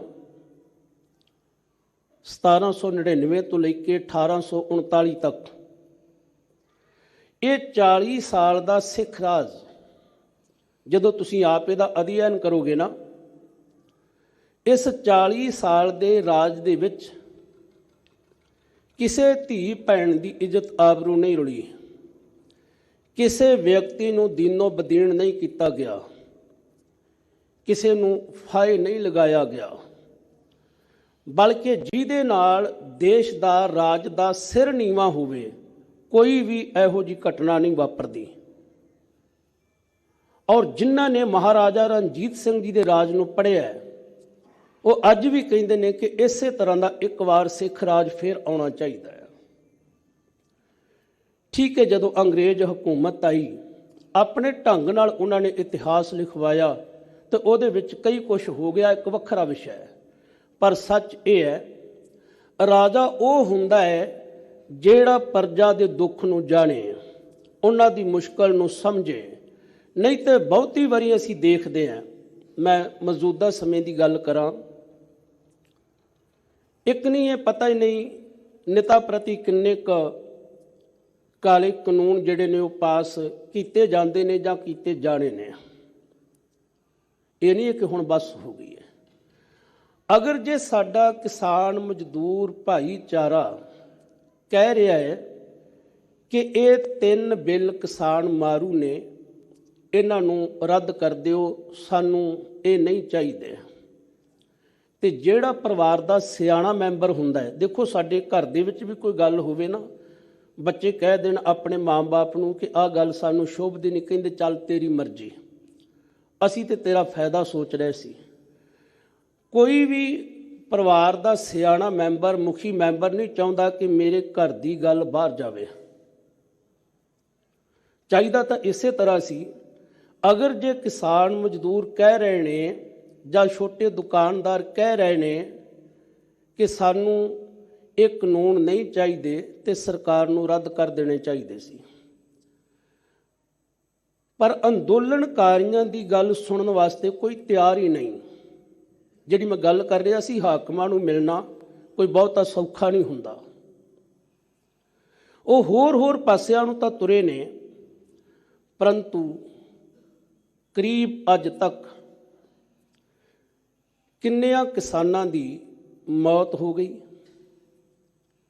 ਉਹਦਾ ਕੋਈ ਮਨ ਦੇ ਅੰਦਰ ਸਹਿਮ ਨਹੀਂ, ਕੋਈ ਸੋਗ ਨਹੀਂ, ਕੋਈ ਉਹਨਾਂ ਦੀ ਗੱਲਬਾਤ ਨੂੰ ਸੁਣਨ ਵਾਸਤੇ ਤਿਆਰ ਨਹੀਂ। ਕੇਵਲ ਤੇ ਕੇਵਲ ਸਮਝਾਉਣ ਦੀ ਗੱਲ ਕੀਤੀ ਜਾਂਦੀ ਹੈ। ਔਰ ਜਿਹੜਾ ਹਾਕਮ ਹੈ, ਅਸੀਂ ਉਹਦੇ ਕੋਲ ਵੀ ਜਦੋਂ ਜਾਂਦੇ ਹਾਂ ਤੇ ਉਹ ਵੀ ਕੇਵਲ ਸਾਨੂੰ ਸਮਝਾਉਣ ਦੀ ਕੋਸ਼ਿਸ਼ ਕਰੇਗਾ, ਬਲਕਿ ਇਨਸਾਫ ਨਹੀਂ ਦਿਵਾਵੇਗਾ। ਪਹਿਲੀ ਤਾਂ ਗੱਲ ਆਪਾਂ ਦੇਖਦੇ ਹਾਂ, ਪਹਿਲੀ ਵਾਰ ਹੈ ਕਿ ਦੇਸ਼ ਦੀ ਪ੍ਰਜਾ ਆਪਣੇ ਹੱਕ ਇਨਸਾਫ ਦੀ ਗੱਲ ਕਰ ਰਹੀ ਹੋਵੇ, ਦੇਸ਼ ਦੀ ਰਾਜਧਾਨੀ ਦੇ ਬਾਰਡਰ ਤੇ ਬੈਠੀ ਹੋਵੇ, ਸੜਕਾਂ ਤੇ ਬੈਠੀ ਹੋਵੇ ਠੰਡ ਦੇ ਵਿੱਚ, ਉਹਨਾਂ ਨੂੰ ਮਿਲਣ ਦੀ ਬਜਾਏ ਸੜਕਾਂ ਨੂੰ ਪੁੱਟਿਆ ਜਾਵੇ, ਸੜਕਾਂ ਦੇ ਵਿਚਕਾਰ ਕੰਕਰੀਟ ਦੀਆਂ ਕੰਧਾਂ ਬਣਾਈਆਂ ਜਾਣ ਔਰ ਵੱਡੇ ਵੱਡੇ ਕਿੱਲ ਗੱਡੇ ਜਾਣ ਜਾਂ 20-20 ਫੁੱਟ ਉੱਚੀਆਂ ਜਾਲੀਆਂ ਲਾਈਆਂ ਜਾਣ। ਬੜੀ ਹੈਰਾਨਗੀ ਜੀ ਵਾਲੀ ਗੱਲ ਹੈ, ਕਿਉਂਕਿ ਇਨਸਾਫ ਮੰਗ ਰਹੇ ਨੇ, ਜ਼ਬਰ ਦਾ ਮੁਕਾਬਲਾ ਸਬਰ ਨਾਲ ਕਰ ਰਹੇ ਨੇ। ਔਰ ਜਿਹੜਾ ਹਾਕਮ ਹੈ, ਜਦੋਂ ਅਸੀਂ ਉਹਦੇ ਕੋਲ ਆਪਣੇ ਝਗੜੇ ਬਖੇੜੇ ਆਪਣੀ ਮੰਗ ਨੂੰ ਲੈ ਕੇ ਜਾਂਦੇ ਹਾਂ ਤੇ ਉਹ ਵੀ ਸਾਡੀ ਸੰਤੁਸ਼ਟੀ ਨਹੀਂ ਕਰਦਾ। ਉਹ ਵੀ ਕਹਿੰਦਾ ਹਾਂ ਇਹਨੂੰ ਮੈਂ ਇਉਂ ਨਹੀਂ ਐਉਂ ਕਰ ਦਿੰਦਾ ਹੈ, ਤੇਰੀ ਵੀ ਰਹਿ ਜਾਵੇ ਤੇ ਫਲਾਣੇ ਦੀ ਵੀ ਰਹਿ ਜਾਵੇ। ਇਸੇ ਤਰ੍ਹਾਂ ਜਿਹੜਾ ਸਾਡਾ ਅੰਦਰਲਾ ਆਤਮਕ ਕਲੇਸ਼ ਬਣਿਆ ਹੋਇਆ ਹੈ, ਅੰਦਰੋਂ ਅਸੀਂ ਸਹਿਮੇ ਹੋਏ ਆ, ਡਰੇ ਹੋਏ ਆ, ਅਸੀਂ ਕਹੀਏ ਇਹਨੂੰ ਕਿਸੇ ਸਰਕਾਰੀ ਦਰਬਾਰੇ ਲੈ ਜਾਈਏ, ਉਹ ਸਹਿਮ ਡਰ ਨੂੰ ਦੂਰ ਕਰ ਦੇਵੇਗਾ, ਉਹ ਵੀ ਸਾਡੇ ਇਸ ਡਰ ਸਹਿਮ ਨੂੰ ਦੂਰ ਨਹੀਂ ਕਰ ਸਕਦਾ। ਮਿਲ ਰਾਜਨ ਰਾਮ ਨਬੇਰਾ। ਪਰ ਜਦੋਂ ਅਸੀਂ ਪ੍ਰਭੂ ਪਿਆਰੇ ਪਾਤਸ਼ਾਹ ਦੇ ਹਜ਼ੂਰ ਬੇਨਤੀ ਕਰਦੇ ਹਾਂ ਤੇ ਫਿਰ ਉਹ ਨਿਬੇੜਾ ਕਰਦਾ ਹੈ, ਉਹ ਹੱਕ ਸੱਚ ਦਾ ਫੈਸਲਾ ਕਰਦਾ ਹੈ। ਸਾਡੇ ਅੰਦੋਲਨਕਾਰੀ ਕਿਸਾਨ ਆਗੂਆਂ ਨੇ, ਕਮਿਊਨਿਸਟ ਵੀਰਾਂ ਨੇ, ਕਾਮਰੇਡ ਵੀਰਾਂ ਨੇ ਬੜੀ ਸਿਆਣਪ ਦੇ ਨਾਲ ਇਸ ਅੰਦੋਲਨ ਨੂੰ ਵਿੱਢਿਆ ਔਰ ਇਸ ਧੱਕੇਸ਼ਾਹੀ ਦੇ ਵਿਰੁੱਧ ਜੋ ਸਰਕਾਰ ਦੇ ਵੱਲੋਂ ਹੋਈ ਹੈ, ਕੱਲਾ ਇਹ ਨਹੀਂ ਹੈ ਕਿ ਉਹਦੇ ਵਿੱਚ ਕਮਿਊਨਿਸਟ ਨੇ, ਕਾਮਰੇਡ ਨੇ, ਬਲਕਿ ਉਹਦੇ ਵਿੱਚ ਸਾਡੀਆਂ ਕੁਝ ਹਿੰਦੂ ਜਥੇਬੰਦੀਆਂ ਵੀ ਨੇ, ਮੁਸਲਮਾਨ ਜਥੇਬੰਦੀਆਂ ਵੀ ਨੇ ਔਰ ਗੁਰੂ ਕਾ ਪੰਥ ਵੀ ਹੈ। ਚਾਹੇ ਅਸੀਂ ਸਿੱਖਾਂ ਦੀ ਸਰਮੌਰ ਜਥੇਬੰਦੀ ਸ਼੍ਰੋਮਣੀ ਗੁਰਦੁਆਰਾ ਪ੍ਰਬੰਧਕ ਕਮੇਟੀ ਦੀ ਗੱਲ ਕਰੀਏ, ਚਾਹੇ ਅਸੀਂ ਦਿੱਲੀ ਸਿੱਖ ਗੁਰਦੁਆਰਾ ਪ੍ਰਬੰਧਕ ਕਮੇਟੀ ਦੀ ਗੱਲ ਕਰੀਏ, ਜਾਂ ਸਾਡੀਆਂ ਹੋਰ ਬਹੁਤ ਸਾਰੀਆਂ ਸੰਸਥਾਵਾਂ, ਜਿਸ ਦਿਨ ਤੋਂ ਗੁਰੂ ਦਾ ਆਸਰਾ ਲੈ ਲਿਆ, ਗੁਰੂ ਦੇ ਹਜ਼ੂਰ ਅਰਦਾਸ ਕਰ ਲਈ ਔਰ ਇਸ ਸੰਘਰਸ਼ ਨੂੰ ਕਾਮਯਾਬੀ ਦਾ ਰਸਤਾ ਮਿਲਣ ਦੀ ਆਸ ਬੱਝ ਗਈ। ਔਰ ਜਦੋਂ ਤੱਕ ਅਸੀਂ ਧਰਮ ਦੇ ਸਿਧਾਂਤਾਂ ਦੀ ਪਹਿਰੇਦਾਰੀ ਕਰਦਿਆਂ ਅੱਗੇ ਵਧਾਂਗੇ, ਤਦੋਂ ਹੀ ਜਾ ਕੇ ਸਾਨੂੰ ਇਨਸਾਫ ਮਿਲ ਸਕਦਾ ਹੈ, ਕਿਉਂਕਿ ਇੱਕ ਵਾਹਿਗੁਰੂ ਅਕਾਲ ਪੁਰਖ ਸਾਨੂੰ ਇਨਸਾਫ ਦਿਵਾ ਸਕਦਾ ਹੈ। ਪਰ ਜਦੋਂ ਅਸੀਂ ਕਈ ਵਾਰ ਇਹ ਗੱਲ ਕਰਦੇ ਧਰਮ ਨੂੰ ਪਿੱਛੇ ਰਹਿਣ ਦਿਓ, ਗੁਰਮੁਖੋ ਜਿਹੜਾ ਸਿੱਖ ਹੈ ਉਹ ਸਭ ਤੋਂ ਪਹਿਲਾਂ ਧਰਮ ਨੂੰ ਅੱਗੇ ਰੱਖਦਾ ਹੈ। ਪਹਿਲਾਂ ਧਰਮ, ਉਸ ਤੋਂ ਬਾਅਦ ਜਿਵੇਂ ਅਸੀਂ ਪੜ੍ਹਦੇ ਪਹਿਲਾਂ ਭਗਤੀ, ਪਿੱਛੋਂ ਸ਼ਕਤੀ। ਭਗਤੀ ਤੇ ਸ਼ਕਤੀ ਦਾ ਸੁਮੇਲ ਹੋਣਾ ਜ਼ਰੂਰੀ ਹੈ। ਔਰ ਦੂਸਰੀ ਗੱਲ, ਜੋਸ਼ ਤੇ ਹੋਸ਼ ਦੋਵਾਂ ਦਾ ਹੋਣਾ ਜ਼ਰੂਰੀ ਹੈ। ਨੌਜਵਾਨਾਂ ਕੋਲ ਜੋਸ਼ ਹੈ, ਬਜ਼ੁਰਗਾਂ ਦੇ ਕੋਲ ਹੋਸ਼ ਹੈ। ਜਦੋਂ ਜੋਸ਼ ਤੇ ਹੋਸ਼ ਦੋਵਾਂ ਦਾ ਸੁਮੇਲ ਹੋ ਜਾਂਦਾ ਹੈ ਤੇ ਦੁਨੀਆ ਦਾ ਕੋਈ ਵੀ ਮੋਰਚਾ ਇਹੋ ਜਿਹਾ ਨਹੀਂ ਹੁੰਦਾ ਜਿਹੜਾ ਫਤਿਹ ਨਾ ਹੋਵੇ, ਜਿਹੜਾ ਫਤਿਹ ਨਾ ਹੋਵੇ। ਜੋ ਵਾਹਿਗੁਰੂ ਅਕਾਲ ਪੁਰਖ ਹੈ ਉਹ ਸਾਨੂੰ ਹੱਕ ਦਿਵਾਉਂਦਾ ਹੈ। ਮੈਂ ਇੱਕ ਬੇਨਤੀ ਕਰਾਂ ਗੁਰਮੁਖੋ, ਇਹ ਮੇਰੀ ਨਿੱਜੀ ਵਿਚਾਰ ਹੈ, ਮੇਰੀ ਨਿੱਜੀ ਵਿਚਾਰ ਹੈ ਤੇ ਮੈਂ ਆਪਣੀਆਂ ਵਿਚਾਰਾਂ ਕਿਸੇ ਤੇ ਥੋਪਦਾ ਨਹੀਂ ਹੁੰਦਾ। ਜੇ 26 ਜਨਵਰੀ ਨੂੰ ਨੌਜਵਾਨਾਂ ਨੇ ਕੇਸਰੀ ਝੰਡਾ ਬਲਕਿ ਨਿਸ਼ਾਨ ਸਾਹਿਬ ਲਹਿਰਾ ਦਿੱਤਾ ਹੈ ਤਾਂ ਕੋਈ ਏਡਾ ਵੱਡਾ ਗੁਨਾਹ ਨਹੀਂ ਸੀ ਹੋਇਆ। ਕਿਉਂਕਿ ਜਦੋਂ ਸਰਕਾਰਾਂ ਸਾਨੂੰ ਪੁੱਛਦੀਆਂ ਨੇ ਤੁਹਾਡੀ ਆਇਡੈਂਟੀ ਕੀ ਹੈ, ਤੁਹਾਡੇ ਵੱਡੇ ਵਡੇਰੇ ਇੰਡੀਆ ਦੇ ਰਹਿਣ ਵਾਲੇ ਸਨ, ਤੇ ਉਸ ਵੇਲੇ ਬਹੁਤ ਸਾਰੇ ਕਮੈਂਟ ਐਸੇ ਵੀ ਸਨ, ਇਹ ਗੱਲ ਸਿੱਖਾਂ ਨੂੰ ਨਾ ਪੁੱਛੋ, ਕਿਤੇ ਇਹ ਨਾ ਹੋਵੇ ਅਸੀਂ ਲਾਲ ਕਿਲੇ ਦੇ ਵਾਰਸ ਨਿਕਲ ਆਈਏ। 1783 ਦੇ ਵਿੱਚ ਜਥੇਦਾਰ ਸਰਦਾਰ ਬਘੇਲ ਸਿੰਘ ਝਬਾਲ, ਜੱਸਾ ਸਿੰਘ ਆਲੂਵਾਲੀਆ, ਸਰਦਾਰ ਜੱਸਾ ਸਿੰਘ ਰਾਮਗੜੀਆ, ਸਰਦਾਰ ਚੜ੍ਹਤ ਸਿੰਘ ਤਥਾ ਇਸ ਖਾਲਸੇ ਪੰਥ ਨੇ ਕੇਸਰੀ ਨਿਸ਼ਾਨ ਚਲਾਇਆ ਸੀ ਲਾਲ ਕਿਲੇ ਦੇ ਉੱਪਰ। ਜੇ ਕਿਤੇ ਗੁਰੂ ਕਾ ਖਾਲਸਾ ਕੇਸਰੀ ਨਿਸ਼ਾਨ ਸਾਹਿਬ ਨਾ ਚਲਾਉਂਦਾ ਤੇ ਮਾਫ ਕਰਨਾ, ਮੈਨੂੰ ਕਹਿ ਲੈਣ ਦੇਣਾ, ਅੱਜ ਲਾਲ ਕਿਲੇ ਤੇ ਤਿਰੰਗਾ ਨਾ ਝੂਲਦਾ, ਤਿਰੰਗਾ ਨਾ ਝੂਲਦਾ। ਸਾਡੀ ਵਿਰਾਸਤ ਹੈ। ਹਰ ਸਾਲ ਜਦੋਂ ਦਿੱਲੀ ਫਤਿਹ ਦਿਵਸ ਮਨਾਇਆ ਜਾਂਦਾ ਹੈ, ਕੇਸਰੀ ਝੰਡੇ ਜਿਹੜੇ ਨੇ ਉਹ ਚੜਾਏ ਜਾਂਦੇ ਨੇ। ਹੁਣ ਮੈਂ ਬੇਨਤੀ ਕਰਨ ਲੱਗਾ ਸੀ, ਬਹੁਤ ਸਾਰਾ ਸਾਡਾ ਮੀਡੀਆ, ਮੇਰੇ ਖਿਆਲ ਬਹੁਤ ਸਾਰਿਆਂ ਨੇ ਕਿੱਲ ਕਿੱਲ ਕੇ ਬਿਆਨ ਦਿੱਤੇ ਸੀ ਕਿਸੇ ਨਾ ਕਿਸੇ ਢੰਗ ਨਾਲ ਸਿੱਖਾਂ ਦੀ ਨਸਲਕੁਸ਼ੀ ਕਰਾਈ ਜਾਵੇ। ਬਹੁਤ ਸਾਰੇ ਐਂਕਰਾਂ ਨੇ ਆਪਣੀਆਂ ਪਿੰਟਾਂ ਔਰ ਪਜਾਮੀਆਂ ਜਿਹੜੀਆਂ ਉਹ ਲਪੇਟਦੀਆਂ ਹੋਣੀਆਂ। ਇੱਕੋ ਹੀ ਮਸਲਾ ਸੀ, ਕਿਸੇ ਨਾ ਕਿਸੇ ਢੰਗ ਨਾਲ ਸਿੱਖਾਂ ਦੇ ਉੱਪਰ ਉਸੇ ਤਰ੍ਹਾਂ ਦਾ ਜ਼ੁਲਮ ਕੀਤਾ ਕਰਵਾਇਆ ਜਾਵੇ ਜਿਵੇਂ ਨਵੰਬਰ 1984 ਵਿੱਚ ਹੋਇਆ ਸੀ। ਔਰ ਸਮਝਾਉਣ ਦੀ ਜ਼ਰੂਰਤ ਸੀ ਸਾਡੇ ਆਗੂਆਂ ਨੂੰ ਵੀ, ਇਹ ਕਹਿਣ ਦੀ ਜ਼ਰੂਰਤ ਸੀ, ਤੁਹਾਨੂੰ ਕਿਹਾ ਸੀ ਜੋਸ਼ੀਲੇ ਖੂਨ ਦੇ ਉਬਾਲੇ ਨੂੰ ਸਾਂਭਣਾ ਬੜਾ ਔਖਾ ਹੁੰਦਾ ਹੈ।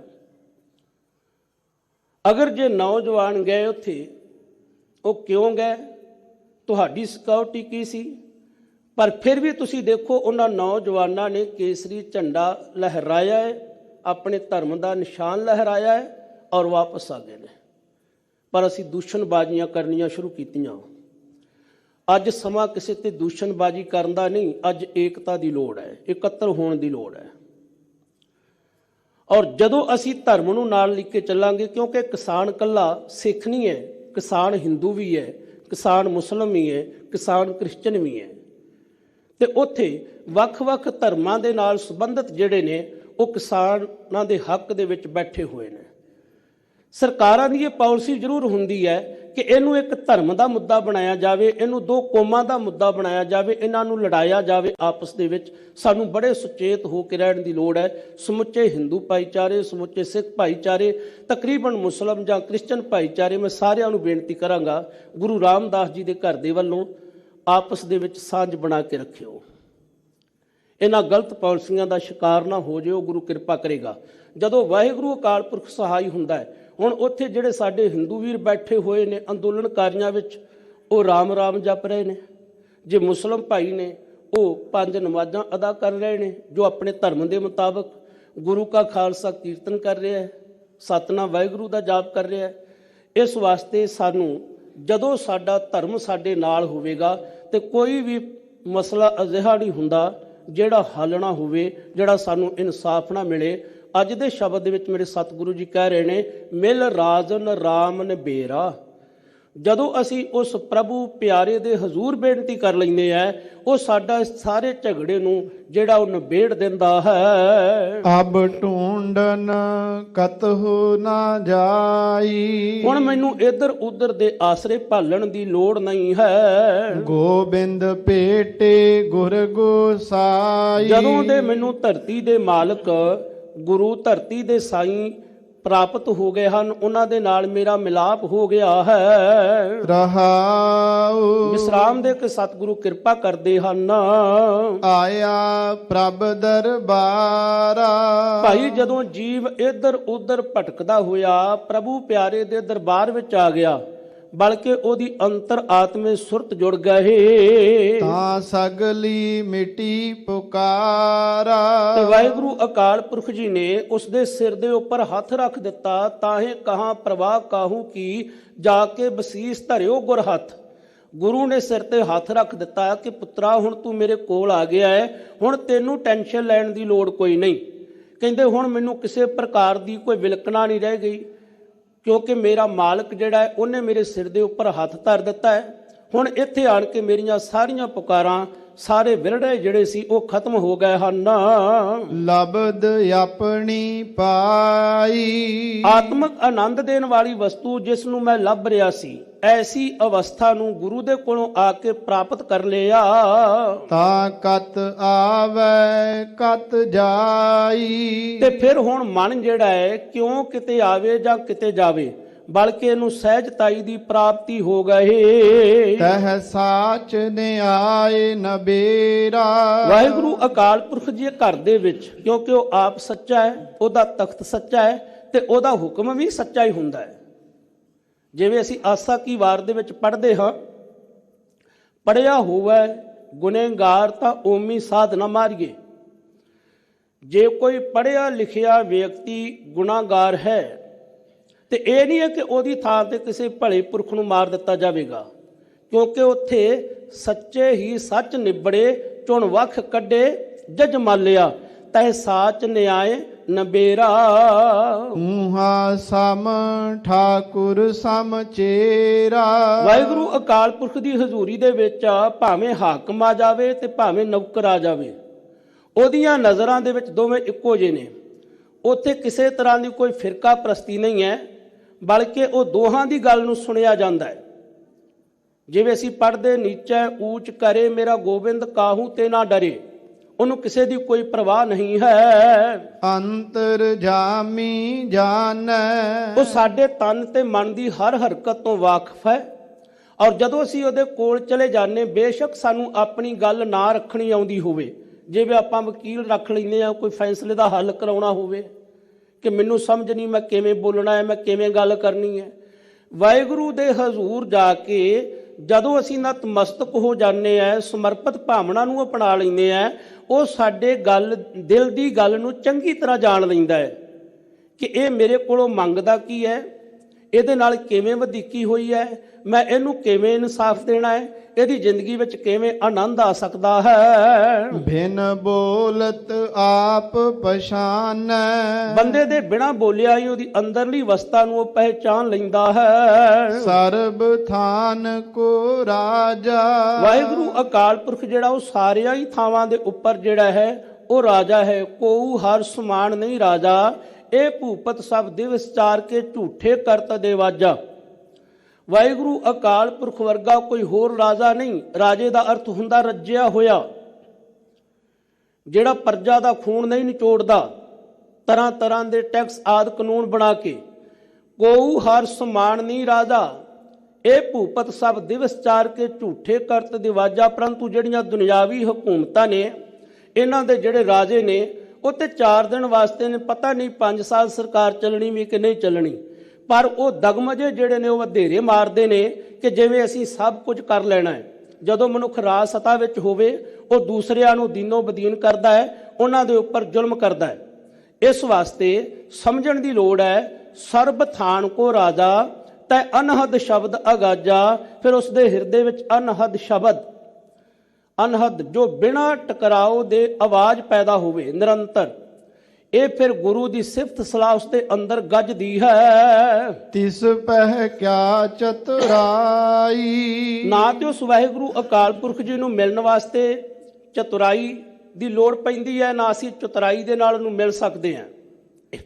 ਇਹ ਮਨ ਚੰਚਲਾ ਚਤੁਰਾਈ ਕਿਨੇ ਨਾ ਪਾਇਆ, ਤੇ ਨਾ ਅਸੀਂ ਆਪਣੀਆਂ ਚਲਾਕੀ ਭਰੀਆਂ ਗੱਲਾਂ ਦੇ ਨਾਲ ਉਹਨੂੰ ਭਰਮਾ ਸਕਦੇ ਹਾਂ।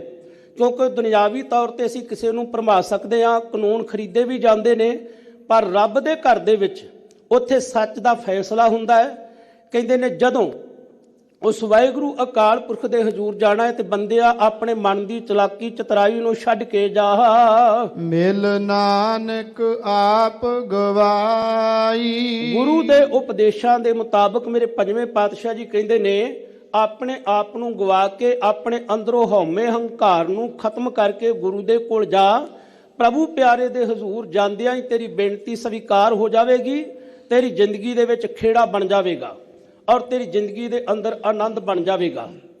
ਆਓ ਹੁਣ ਸਤਿਗੁਰੂ ਸੱਚੇ ਪਾਤਸ਼ਾਹ ਜੀ ਦੀ ਬਖਸ਼ਿਸ਼ ਦੇ ਸਦਕਾ, ਜੋ ਗੁਰਦੁਆਰਾ ਮੰਜੀ ਸਾਹਿਬ ਦੀਵਾਨ ਹਾਲ ਤੋਂ ਕੁਝ ਸਮੇਂ ਤੋਂ ਧੰਨ ਸ੍ਰੀ ਗੁਰੂ ਗ੍ਰੰਥ ਸਾਹਿਬ ਮਹਾਰਾਜ ਜੀ ਦੀ ਲੜੀਵਾਰ ਕਥਾ ਵਿਚਾਰ ਦੀ ਆਰੰਭਤਾ ਹੋਈ ਹੈ। ਅੱਜ ਦੇ ਪਾਵਨ ਮੁੱਖ ਵਾਕ ਦੀ ਵਿਚਾਰ ਕਰਦੇ ਹਾਂ। ਬਿਲਾਵਲ ਚਰਨ ਕਮਲ ਜਾ ਕੈ ਹਿਰਦੈ ਬਸੈ, ਸੋ ਜਨ ਕਿਉ ਡੋਲੇ ਦੇਵ। ਇਹ ਪਾਵਨ ਸ਼ਬਦ ਭਗਤ ਕਬੀਰ ਸਾਹਿਬ ਜੀ ਦੀ ਰਸਨਾ ਤੋਂ ਉਚਾਰਨ ਕੀਤਾ ਹੋਇਆ, ਜੋ ਧੰਨ ਸ੍ਰੀ ਗੁਰੂ ਗ੍ਰੰਥ ਸਾਹਿਬ ਮਹਾਰਾਜ ਜੀ ਦੇ ਮੁਬਾਰਕ ਅੰਗ 857 ਦੇ ਉੱਪਰ ਸ਼ੋਭਨੀਕ ਹੈ। ਔਰ ਭਗਤ ਕਬੀਰ ਸਾਹਿਬ ਜੀ ਕਹਿ ਰਹੇ ਨੇ, ਚਰਨ ਕਮਲ ਜਾ ਕੈ ਹਿਰਦੇ ਬਸੈ, ਜਿਸ ਦੇ ਹਿਰਦੇ ਵਿੱਚ ਪ੍ਰਭੂ ਪਿਆਰੇ ਦੇ ਸੁਹਾਵਣੇ ਚਰਨ ਵਸ ਜਾਂਦੇ ਨੇ। ਹਿਰਦੈ ਚਰਨ ਸ਼ਬਦ ਸਤਿਗੁਰ ਕੋ ਨਾਨਕ ਬੰਧਿਓ ਪਾਲ, ਜਿਸ ਦੇ ਹਿਰਦੇ ਵਿੱਚ ਗੁਰੂ ਦੇ ਸ਼ਬਦ ਸਰੂਪ ਚਰਨ ਵਸ ਜਾਂਦੇ ਨੇ, ਸੋ ਜਨ ਕਿਉਂ ਡੋਲੇ ਦੇਵ। ਹੇ ਮੇਰੇ ਪ੍ਰਕਾਸ਼ ਰੂਪ ਵਾਹਿਗੁਰੂ ਅਕਾਲ ਪੁਰਖ ਜੀ, ਉਹ ਜੀਵ ਕਦੀ ਡੋਲਦਾ ਨਹੀਂ ਹੈ। ਮਾਨੋ ਸਭ ਸੁਖ ਨੌ ਨਿਦ ਤਾਕੈ, ਸਹਿਜ ਸਹਿਜ ਜਸ ਬੋਲੇ ਦੇਵ। ਉਹ ਜਦੋਂ ਸਹਿਜਤਾਈ ਵਿੱਚ ਟਿਕ ਕੇ ਬੜੇ ਸਹਿਜ ਬੜੇ ਪਿਆਰ ਦੇ ਨਾਲ ਪ੍ਰਭੂ ਪਿਆਰੇ ਦੇ ਗੁਣਗਾਇਨ ਕਰਦਾ ਹੈ, ਤੇ ਮੰਨ ਲਓ ਉਹਨੂੰ ਇਹੋ ਪ੍ਰਤੀਤ ਹੁੰਦਾ ਹੈ ਜਿਵੇਂ ਉਹਨੂੰ ਸਾਰੇ ਸੁੱਖ ਮਿਲ ਗਏ ਹੋਣ, ਜਿਵੇਂ ਉਹਨੂੰ ਦੁਨੀਆ ਦੇ ਮਿਥੇ ਹੋਏ 9 ਖਜ਼ਾਨਿਆਂ ਦੀ ਪ੍ਰਾਪਤੀ ਹੋ ਗਈ ਹੋਵੇ। ਰਹਾਉ ਵਿਸਰਾਮ ਦੇ ਕੇ ਸਤਿਗੁਰੂ ਕਿਰਪਾ ਕਰਦੇ ਹਨ। ਤਬ ਇਹ ਮਤ ਜਾਓ ਸਭ ਮਹਿ ਪੇਖੈ, ਕੁਟਲ ਗਾਂਠ ਜਬ ਖੋਲੇ ਦੇਵ। ਜਦੋਂ ਜੀਵ ਗੁਰੂ ਦੇ ਹਜ਼ੂਰ ਜਾਂਦਾ ਹੈ, ਗੁਰੂ ਉਹਨੂੰ ਸ਼ਬਦ ਦੀ ਦਾਤ ਬਖਸ਼ਦਾ ਹੈ, ਔਰ ਸ਼ਬਦ ਦੀ ਬਦੌਲਤ ਜਦੋਂ ਸੁਰਤ ਸ਼ਬਦ ਨਾਲ ਜੁੜ ਜਾਂਦੀ ਹੈ, ਸ਼ਬਦ ਦੇ ਮੁਤਾਬਕ ਜੀਵ ਚੱਲਣ ਲੱਗ ਪੈਂਦਾ ਹੈ, ਤਦੋਂ ਉਹਨੂੰ ਇਹ ਮੱਤ ਆ ਜਾਂਦੀ ਹੈ, ਸਮਝ ਆ ਜਾਂਦੀ ਹੈ ਕਿ ਹਰ ਜਗ੍ਹਾ ਤੇ ਵਾਹਿਗੁਰੂ ਅਕਾਲ ਪੁਰਖ ਵਸਦਾ ਹੈ। ਫਿਰ ਉਹ ਕਹਿੰਦਾ, ਬੁਰਾ ਭਲਾ ਕਹੋ ਕਿਸਨੂੰ ਕਹੀਏ, ਸਗਲੇ ਜੀ ਤੁਮਾਰੇ। ਤਬ ਇਹ ਮਤ ਜਾਓ ਸਭ ਮੈਂ ਪੇਖਾ ਹੈ, ਕੁਟਲ ਗਾਂਠ ਜਬ ਖੋਲੇ ਦੇਵ। ਜਦੋਂ ਇਹ ਟੇਢੀ ਗੰਢ ਸਖਤ ਗੰਢ ਜਿਹੜੀ ਹੈ ਬੜੀ ਹੋਈ ਸਹਿਮ ਦੀ ਗੁਰੂ ਸਾਡੇ ਅੰਦਰੋਂ ਖੋਲ ਦਿੰਦਾ ਹੈ। ਬਾਰੰਬਾਰ ਮਾਇਆ ਤੇ ਅਟਕੈ, ਲੈ ਨਰ ਜਾ ਮਨ ਤੋਲੈ ਦੇਵ। ਫਿਰ ਉਹ ਬਾਰ-ਬਾਰ ਬਲਕਿ ਹਰ ਵੇਲੇ ਸੁਚੇਤ ਵੀ ਰਹਿੰਦਾ ਹੈ। ਉਹ ਮਾਇਆ ਦੇ ਵੱਲੋਂ ਰਸਤੇ ਵਿੱਚ ਆਉਣ ਵਾਲੀਆਂ ਰੁਕਾਵਟਾਂ ਤੋਂ ਸੁਚੇਤ ਰਹਿੰਦਾ ਹੈ ਕਿ ਇਹ ਮੇਰੇ ਆਤਮਿਕ ਸਕੂਨ ਨੂੰ ਖੋਹ ਨਾ ਲੈਣ। ਬਾਰੰਬਾਰ ਮਾਇਆ ਤੇ ਅਟਕੈ, ਮਾਇਆਵੀ ਪਦਾਰਥਾਂ ਦੇ ਮੋਹ ਨੂੰ, ਸੰਸਾਰਕ ਮੋਹ ਨੂੰ ਇੱਕ ਪਾਸੇ ਛੱਡਦਾ ਹੈ। ਔਰ ਨਰਜਾ ਕਹਿੰਦੇ ਨੇ ਤੱਕੜੀ ਨੂੰ, ਔਰ ਤੱਕੜੀ ਲੈ ਕੇ ਆਪਣੇ ਮਨ ਨੂੰ ਤੋਲਦਾ ਰਹਿੰਦਾ ਹੈ, ਬਲਕਿ ਪੜਤਾਲਦਾ ਰਹਿੰਦਾ ਹੈ ਕਿ ਮੈਂ ਗੁਰੂ ਦੇ ਸ਼ਬਦਾਂ ਅਨੁਸਾਰੀ ਜੀਵਨ ਜੀਉ ਰਿਹਾ ਹਾਂ ਕਿ ਨਹੀਂ। ਜਹ ਉਹ ਜਾਏ ਤਹੀ ਸੁਖ ਪਾਵੈ, ਮਾਇਆ ਤਾਸ ਨਾ ਝੋਲੈ ਦੇਵ। ਇਸ ਤਰ੍ਹਾਂ ਗੁਰੂ ਦੀ ਕਿਰਪਾ ਦਾ ਪਾਤਰ ਬਣਿਆ ਹੋਇਆ ਜੀਵ ਜਿੱਥੇ ਵੀ ਜਾਂਦਾ ਹੈ ਆਤਮਿਕ ਸੁਖ ਦੀ ਪ੍ਰਾਪਤੀ ਕਰਦਾ ਹੈ। ਔਰ ਜਿਹੜੀ ਮਾਇਆ ਹੈ, ਮਾਇਆਵੀ ਮੋਹ ਹੈ ਜਿਹੜਾ, ਉਸ ਨੂੰ ਚਲਾਉਂਦਾ ਨਹੀਂ, ਉਸ ਨੂੰ ਭਰਮਾਉਂਦਾ ਨਹੀਂ ਹੈ। ਹੇ ਪ੍ਰਭੂ ਜੀ, ਜਿਸ ਦੇ ਹਿਰਦੇ ਵਿੱਚ ਇਹ ਸ਼ੁਭ ਗਿਆਨ ਦੀ ਪ੍ਰਾਪਤੀ ਹੋ ਜਾਂਦੀ ਹੈ, ਉਹ ਜਿੱਥੇ ਵੀ ਜਾਂਦਾ ਹੈ ਆਤਮਿਕ ਤੌਰ ਤੇ ਸੁਖ ਮਾਣਦਾ ਹੈ ਤੇ ਮਾਇਆਵੀ ਪਦਾਰਥਾਂ ਦਾ, ਸੰਸਾਰਿਕ ਪਦਾਰਥਾਂ ਦਾ ਮੋਹ ਜਿਹੜਾ ਹੈ ਉਹਨੂੰ ਡੁਲਾ ਨਹੀਂ ਸਕਦਾ। ਕਹਿ ਕਬੀਰ ਮੇਰਾ ਮਨ ਮਾਨਿਆ, RAM ਪ੍ਰੀਤ ਕੀਓ ਲੈ ਦੇਵ। हे ਪ੍ਰਕਾਸ਼ ਰੂਪ ਜੀਓ, ਜਿਨ੍ਹਾਂ ਨੇ ਪ੍ਰਭੂ ਪਿਆਰੇ ਦੀ ਪ੍ਰੀਤ ਨੂੰ ਆਪਣਾ ਆਸਰਾ ਬਣਾ ਲਿਆ, ਉਹਨਾਂ ਦਾ ਮਨ ਜਿਹੜਾ ਉਹ ਪਤੀਜ ਜਾਂਦਾ ਹੈ। ਫਿਰ ਉਹ ਕਿਸੇ ਨੂੰ ਯਕੀਨ ਨਹੀਂ ਦਿਵਾਉਂਦੇ। ਉਹ ਕਹਿੰਦੇ ਨੇ ਮਨ ਮਾਨਾ ਲੋਗ ਨਾ ਪਤੀਜੈ, ਨਾ ਪਤੀਜੇ ਤਾਉ ਕਿਆ ਕੀਜੈ। ਬਲਕਿ ਉਹ ਆਤਮਿਕ ਸੁਖ ਨੂੰ ਮਾਣਦੇ ਨੇ, ਆਤਮਿਕ ਖੇੜੇ ਨੂੰ ਮਾਣਦੇ ਨੇ। ਔਰ ਸਤਿਗੁਰੂ ਸੱਚੇ ਪਾਤਸ਼ਾਹ ਜੀ ਕਿਰਪਾ ਕਰਨ ਕਿ ਅੱਜ ਦੇ ਹੋਏ ਅੰਮ੍ਰਿਤ ਬਚਨਾਂ ਦੀ ਵਿਚਾਰ ਸਿਮਰਨ ਬਣ ਕੇ ਆਪਾਂ ਸਾਰਿਆਂ ਦੇ ਹਿਰਦਿਆਂ ਵਿੱਚ ਵਸ ਜਾਵੇ। ਕੋਟਾਨ ਕੋਟ ਧੰਨਵਾਦ ਹੈ ਧੰਨ ਸ੍ਰੀ ਗੁਰੂ ਗ੍ਰੰਥ ਸਾਹਿਬ ਮਹਾਰਾਜ ਜੀ ਦਾ, ਜਿਨ੍ਹਾਂ ਦੀ ਮਹਾਨ ਬਖਸ਼ਿਸ਼ ਦੇ ਸਦਕਾ ਸਿੰਘ ਸਾਹਿਬ ਗਿਆਨੀ ਜਗਤਾਰ ਸਿੰਘ ਜੀ, ਹੈਡ ਗ੍ਰੰਥੀ ਸੱਚਖੰਡ ਸ੍ਰੀ ਦਰਬਾਰ ਸਾਹਿਬ ਜੀ ਤਥਾ ਸ਼੍ਰੋਮਣੀ ਗੁਰਦੁਆਰਾ ਪ੍ਰਬੰਧਕ ਕਮੇਟੀ ਦੇ ਵੱਲੋਂ ਇਹ ਸ਼ੁਭ ਅਵਸਰ ਦੇ ਕੇ ਨਵਾਜਿਆ ਔਰ ਆਪ ਸੰਗਤਾਂ ਦੇ ਨਾਲ ਗੁਰਮਤਿ ਦੀ ਸਾਂਝ ਕਰਨ ਦਾ ਯਤਨ ਕੀਤਾ ਹੈ। ਅਲਪਗ ਬੁੱਧੀ ਵਾਲਾ ਜੀਵ ਹਾਂ, ਗੁਰੂ ਦੀ ਵਡਿਆਈ ਕਰਦਿਆਂ ਬੇਅੰਤ ਭੁੱਲਾਂ ਹੋ ਜਾਂਦੀਆਂ ਨੇ। ਗੁਰੂ ਔਰ ਗੁਰੂ ਦੀ ਸੰਗਤ ਬਖਸ਼ਣ ਯੋਗ ਹੈ, ਬਖਸ਼ ਲੈਣਾ। ਆਓ ਸ਼ਬਦ ਦੀਆਂ ਅੰਤਲੀਆਂ ਪੰਕਤੀਆਂ ਦਾ ਪਾਠ ਕਰਕੇ ਸਮਾਪਤੀ ਕਰਦੇ ਹਾਂ ਜੀ। ਜਹ ਉਹ ਜਾਏ ਤਹੀ ਸੁਖ ਪਾਵੈ, ਮਾਇਆ ਤਾਸ ਨਾ ਝੋਲੈ ਦੇਵ। ਕਹਿ ਕਬੀਰ ਮੇਰਾ ਮਨ ਮਾਨਿਆ, RAM ਪ੍ਰੀਤ ਕੀਓ ਲੈ ਦੇਵ। ਵਾਹਿਗੁਰੂ ਜੀ ਕਾ ਖਾਲਸਾ, ਵਾਹਿਗੁਰੂ ਜੀ